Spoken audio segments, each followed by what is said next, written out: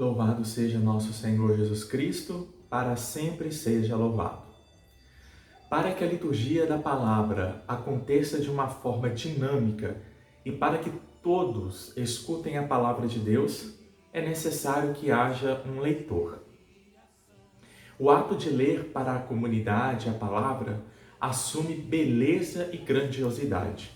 Não é um texto qualquer que se proclama, não é a recitação de versos de um poeta como se fazem nos teatros. É a beleza da palavra de Deus.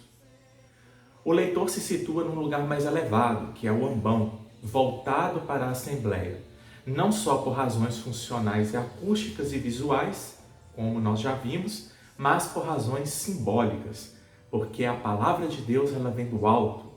Essa altura é uma altura teologal e não física. Reflete sua sublimidade. O leitor anuncia o título do texto bíblico a ser lido e começa logo em seguida a leitura do texto sem dirigir nenhuma saudação à comunidade.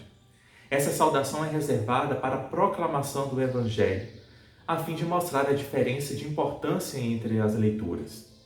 O leitor, ele conclui recordando à comunidade de quem são as palavras lidas ao dizer, Palavra do Senhor.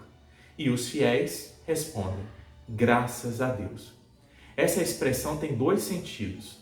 O primeiro é um agradecimento por ter ouvido a palavra de Deus. É sempre um presente de Deus que merece um sinal de agradecimento. O outro sentido refere-se ao uso que cristãos tinham no norte da África de significar por essa expressão uma aclamação, como um sinal de aprovação, equivalente a amém. Ou simplesmente queriam dizer que entenderam o que lhes foi anunciado e tomaram conhecimento. A igreja guarda com extremo cuidado os dois maiores presentes que recebeu de Deus, a Escritura e a Eucaristia. Antes de instituir a Eucaristia, Cristo havia pregado, lido, rezado a palavra de Deus no Antigo Testamento, a lei e os profetas. Ele mencionava a lei do Antigo Testamento e depois dava a sua nova interpretação, como vemos em Mateus capítulo 5, no versículo 17. Não penseis que vim abolir a lei e os profetas. Eu não vim abolir, mas dar pleno cumprimento. No início da vida da igreja, os escritores sagrados foram bastante cuidadosos ao transmitir as palavras de Cristo nos 4 evangelhos. Além disso, nos contaram os efeitos da evangelização nos Atos dos Apóstolos e nas cartas. Esse conjunto do Antigo e Novo Testamento, que constitui a Sagrada Escritura, é proclamado por meio de textos que foram cuidadosamente escolhidos e combinados nas liturgias. Quem os lê empresta a Deus a sua voz. Quanto melhor a leitura, mais representa a Deus, torna-o presente e mais a comunidade saboreia a palavra. Tem uma dimensão sacramental. Então, o leitor bem preparado, com uma boa leitura, ele torna visível aquilo que é invisível, ou seja, o autor da palavra, o próprio Deus. Se queremos que Cristo está presente na Eucaristia, mais ainda ele está presente por meio da palavra. O leitor, ele torna essa presença possível. Por isso é verdadeiro o ministério da palavra. O leitor deve se encher de alegria. Talvez muitos leitores não se deem conta da maravilha de se anunciar uma palavra que tem um sentido transcendente de que eles são simplesmente os mediadores. No imaginário que se criou no povo, a partir da necessidade de se adorar e reverenciar a Sagrada Hóstia consagrada, a reverência à palavra de Deus como presença viva e eficaz foi ficando de lado na sombra.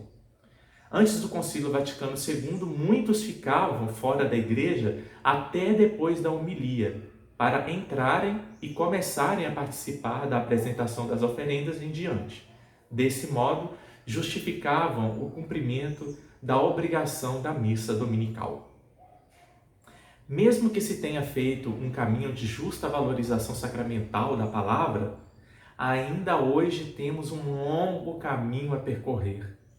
Hoje a igreja ainda insiste que o Cristo está presente e ativo quando se proclama a palavra na comunidade. cresce a convicção já confirmada por Santo Agostinho de que a boca de Cristo é o Evangelho. Cristo está sentado no céu, mas não deixa de falar na terra. Se é verdadeira afirmação de que a Eucaristia nos faz a igreja comunidade de amor, também é verdadeira aquela afirmação de que a igreja cresce e se constrói ao escutar a palavra de Deus. Deus serve-se da comunidade que celebra a liturgia para que sua palavra acolhida também seja proclamada e reconhecida por todos os cantos da terra. Cada um de nós cristãos temos a graça de ouvir a palavra como discípulo e também temos a responsabilidade missionária de anunciá-la como fermento de transformação na sociedade em que vivemos. A palavra de Deus, tão importante e viva lá no passado, deixa para nós hoje, no presente e diante do futuro, a tensão da esperança, fazendo-nos ver quão desejáveis são as coisas que esperamos, para que no meio da instabilidade do tempo em que vivemos, os nossos corações se concentrem onde está a verdadeira alegria.